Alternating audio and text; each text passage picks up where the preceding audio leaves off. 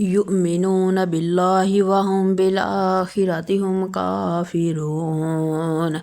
واتبعت ملة آبائي إبراهيم وإسحاق ويعقوب ما كان لنا أن نشرك بالله من شيء ذلك من فضل الله علينا وعلى الناس ولكن أكثر الناس لا يشكرون يا صاحبي السجن أرباب متفرقون خير أم الله الواحد القهار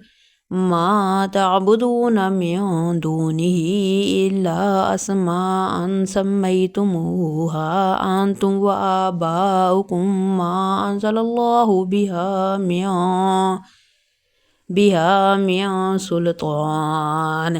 إن الحكم إلا لله أمر ألا تعبدوا إلا إياه ذلك الدين القيم ولكن أكثر الناس لا يعلمون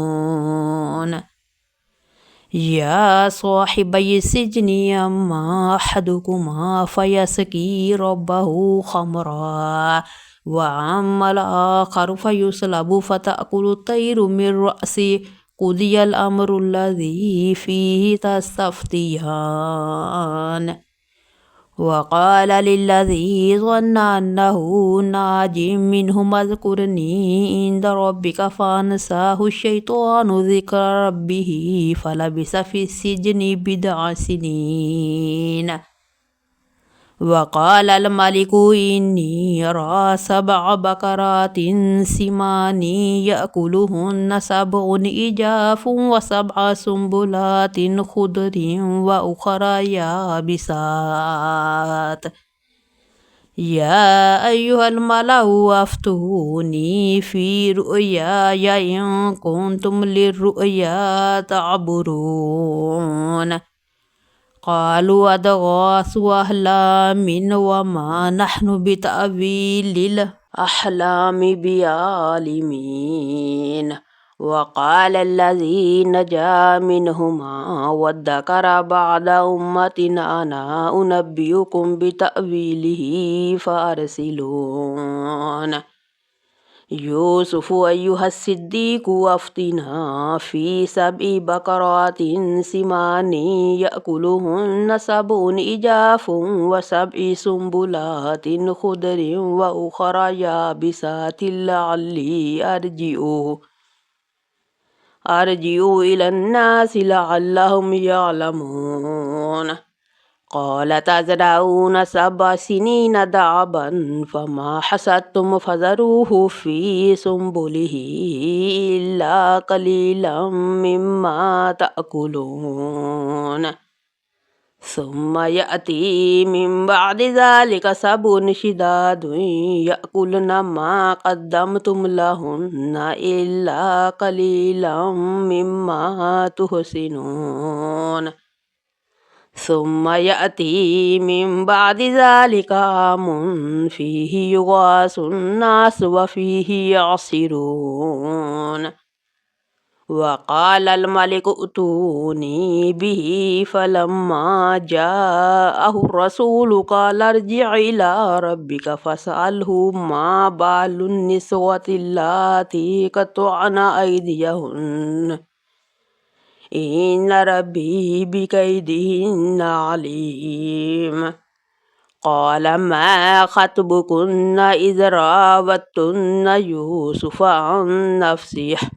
قلنا حاش لله ما علمنا عليه من سوء قالت امرأة العزيز الآن حسس الحق وأنا راودته عن نفسه وإنه لمن الصادقين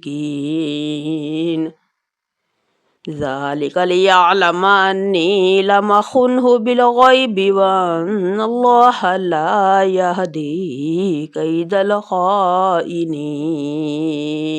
وما أبرئ نفسي إن النفس لأمارة بالسوء إلا ما رحم ربي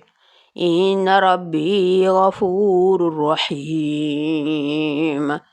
وقال الملك ائتوني به أستخلصه لنفسي فلما كلمه قال إنك اليوم لدينا مكين أمين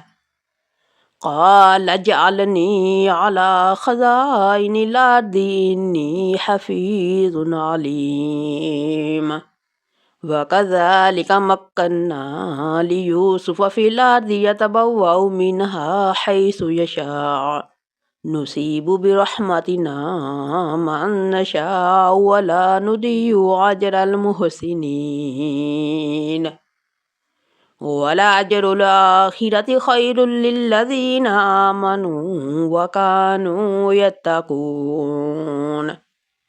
وجاء إخوة يوسف فدخلوا عليه فعرفهم وهم له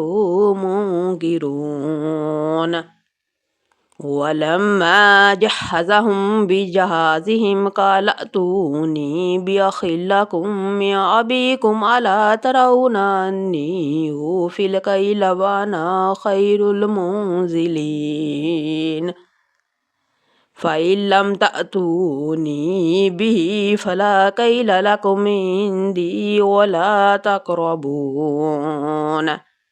قالوا سنراود عنه أباه وإنا لفاعلون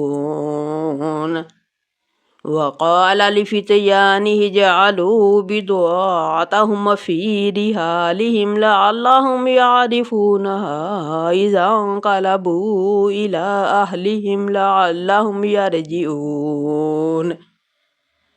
فلما رجعوا إلى أبيهم قالوا يا أبانا منع منا الكيل فأرسل معنا أخانا نقتل وإنا له لحافظون قال هل آمنكم عليه إلا كما أمنتكم على أخيه من قبل فالله خير حافظا وهو أرحم الراحمين ولما فتحوا متاعهم وجدوا بضاعتهم ردت إليهم قالوا يا أبانا ما نبغي هذه بضاعتنا ردت إلينا ونمير أهلنا ونحفظ أخانا ونزداد كيل بعير ذلك كيل يسير قال لن أرسله معكم حتى تؤتوني موثقا من الله لتأتونني به إلا أن يحاط بكم فلما آتوه موثقهم قال الله على ما نقول وكيل وقال يا بني لا تدخلوا من باب واحد وادخلوا من أبواب متفرقة وما أغني عنكم من الله من شيء إن الحكم إلا لله عليه توكلت وعليه فليتوكل المتوكلون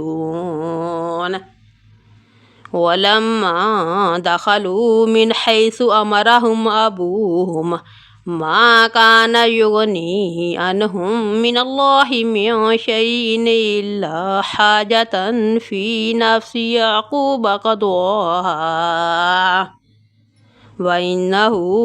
لذو علم لما علمناه ولكن أكثر الناس لا يعلمون ولما دخلوا على يوسف آوى إليه أخاه قال إني أنا أخوك فلا تبتئس بما كانوا يعملون فلما جهزهم بجهازهم جعل السقاية في رحل أخيه ثم أذن مؤذن أيتها العير إنكم لسارقون قالوا وأقبلوا عليهم ماذا تفقدون قالوا نفقد سواء الملك ولمن جاء به حمل بعير